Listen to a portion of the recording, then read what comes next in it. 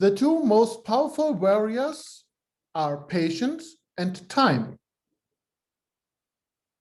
This quote is from Leo Tolstoy, a Russian writer, and he's considered as one of the most influential and one of the greatest authors all the time. He was born to an aristocratic Russian family in 1828 and is best known for the novel War and Peace, which he wrote in 1869, and where this quote is coming from. In continuation of my speech from last March, I want to expand a little bit more on time management tonight. And I would like to explain what does it mean for our daily lives. So why the speech about time management? Because it is all about organizing our lives and how we can use the time for every second in our lives in the best way. Last time we talked about the importance about being aware about how we're spending our valuable time available to us every day. Today, I will more talk about the so-called 7 principles of time management and how we can use them. But first, I would like to talk about what means time management. And when you Google the definition, you may find the following short description.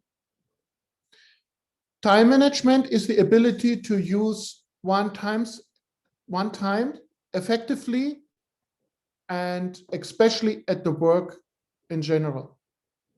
Time management is a process of planning and exercising conscious control of time spent on specific activities. And that can apply to our work environment, and that can apply also, of course, definitely for our private life. The goal is to increase effectiveness, efficiency, productivity. And it is about how we're juggling various demands upon us as a person, as I said, in our work life or in our personal activities we are conducting. So what are the 7 principles now on time management?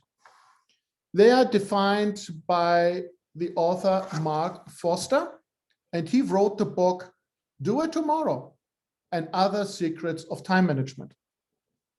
I actually liked already the title, because for me, it's many time about do it now. You have to do this now. And I like the title, Do It Tomorrow. Don't always have the luxury to push out things to the next day, but sometimes we have no choice. Okay, now let's go to these 7 principles. First, have a clear vision. And this is about, you have to ask yourself what you want to achieve, what you want to spend the time on to accomplish something. Forster points out, make clear what your vision is, what you want to spend the time on, and what you want to achieve. An example would be, I will answer my emails I have received for no more than 20 minutes. That's my vision. Secondly, do one thing at the same time. And that is really a hard one.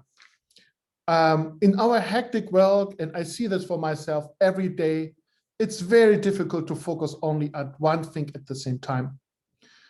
But it is really important that to realize that, as Forster points out, successful people don't take too much on at the same time. They really need to focus and concentrate and get one thing done at a time. Third, define your limits. Understand your capacity you have and what you can accomplish in a reasonable time frame you have available to you. The day have only 24 hours, and you need 8 hours of sleep typically, and you need also time to eat and do something else. So your day can't be filled only with work, of course. So you have to figure out what your limits are and how you define your limits. Fourth, have a closed list. So when we talk about time management, we think about a task list. We think about, okay, we have to make a list of all the tasks we have to do. But as Frostel points out, that's not the point. The point is that you have just a list what you also can attend, what you can only accomplish.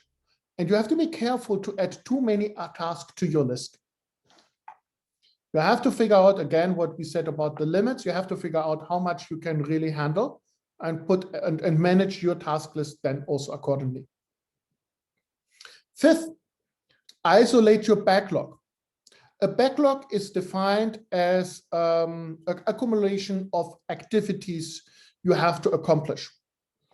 And you have at one point deal with this list of activities. When it says you have to isolate your backlog, it means that don't make a big list and wish list of what you have all to do in the next few weeks and years maybe. Work on what you have in front of you and what is really important on your task list at a time. And that try to execute in a foreseeable time frame, for instance, within a week. 6, reduce random factors. That is about what we can eliminate in our routine to focus on what's important. That is also called as a noise. That means all the distractions we have in our daily lives and which hinders us to really focus on what is important. And finally, but last but not least, 7, commitment versus interest. You may say, I'm interested in writing somebody, but you maybe also want to make the commitment by saying, I'm committed to write somebody, for instance, on a regular basis. So it is nothing is likely as to become into something which is your interest, and you have to turn basically your interest into a commitment. Often we think about, it's a good example coming back to the cake. I want to be slim, but I also want to have some cake. So the question is how you feel about what has to be done and what is more important. The commitment is really what counts. It is really the what you really want to achieve, and instead of saying I'm just interested in something. So when we talk about a commitment, we have to ask us three questions. What I would like to start doing in order to commit myself fully to something. So what does it mean basically is where I have to start really to get into a task rather than just saying, oh, maybe at one time I would like to do something. What does it take for me to do really exercises and I really want to do this rather than saying, oh, I'm interested just to lose some weight. Secondly, what I need to stop doing in order to commit myself to something.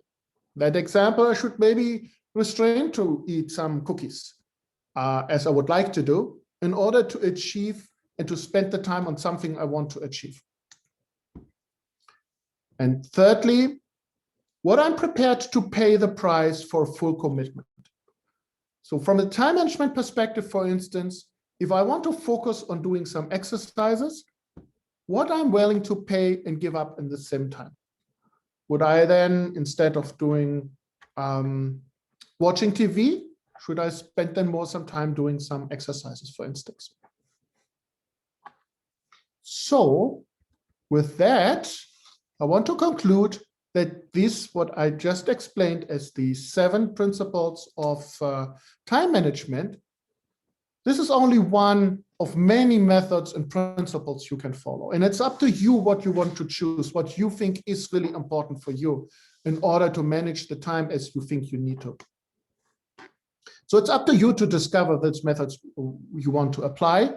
These principles I just explained, I found very appealing to me, because it very much relates to my situation, being all the time occupied, easily distracted, have many interests what I would like to spend time on, and not being always really very committed. But this also just gives some ideas for you, which are maybe interesting for you and useful.